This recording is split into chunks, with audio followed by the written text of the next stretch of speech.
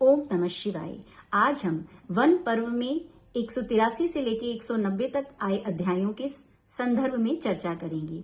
जब पांडव वन में विचरण कर रहे थे तो एक दिन युधिष्ठिर जी बहुत विचलित थे कि उन्हें इतना कष्ट क्यों प्राप्त हो रहा है। तब उनसे मिलने के लिए भगवान कृष्ण, नारद जी और मार्कंडेय ऋषि आए। तो युधिष्ठिर जी ने मार्कंडेय जी से कुछ प्रश्न पूछे। मार्कंडेय जी ने कहा कि युधिष्ठिर, तुम सभी प्रश्नों का उत्तर जानते हो, लेकिन लोक मर्यादा स्थापित करने के लिए ही तुम ये सब प्रश्न पूछ रहे हो।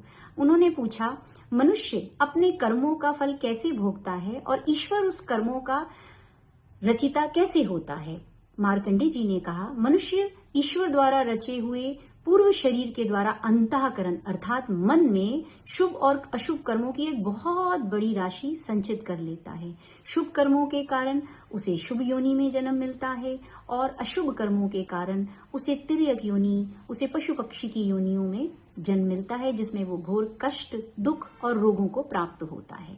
क्या करना है, क्या नहीं करना है, ये मनुष्य की स्वयं की इच्छा पर निर्भर है, लेकिन उसका फल कब, कहां और कैसे प्राप्त होगा, ये ईश्वर का अधिकार क्षेत्र है। इसीलिए सभी कर्म फलों का रचयिता ईश्वर ही है। अगला प्रश्न, सुख और दुख की प्राप्ति कराने वाले कर्मों में मनुष्य की प्रवृत्ति कैसे होती है। मार्कंडेय जी ने कहा, सुख और दुख की प्राप्ति कराने वाले कर्मों में मनुष्य स्वयं अपने स्वभाव, अपनी इच्छा से प्रवृत्ति होती है। क्या करना है, क्या नहीं करना, मनुष्य स्वयं निर्धारित करता है और ईश्वर उसमें सामर्थ्य देता है उसे करने का। सुख और दुख को निवारण करने की शक्ति मनुष्य में नहीं है। अगला प्रश्न, मनुष्य का किया हुआ कर्म उसका इस लोक में अनुसरण करता है या पारलौकिक शरीर में भी। मनुष्य का किया हुआ कर्म छाया की भांति सदैव उसके पीछे लगा रहता है, इस लोक में भी और पारलौकिक शरीर में भी। अगला प्रश्न, जब जीव शरीर छोड़कर परलोक जाता है तब शुभ और अशुभ कर्म उसे कैसे प्राप्त होते हैं। आयु पूरी करने के बाद इस जरा जर्जर शरीर को छोड़कर मनुष्य जब दूसरे शरीर में जाता है, परंतु कर्म फल उसका पीछा नहीं छोड़ते और अपने किए कर्म के अनुसार ही उसको शरीर प्राप्त होता है। अगला प्रश्न है, इहलोक और परलोक में जीव का उन कर्मों के फल से किस प्रकार संयोग होता है, या मनुष्य के कर्मों का फल उसे इस लोक में प्राप्त होता है या परलोक में।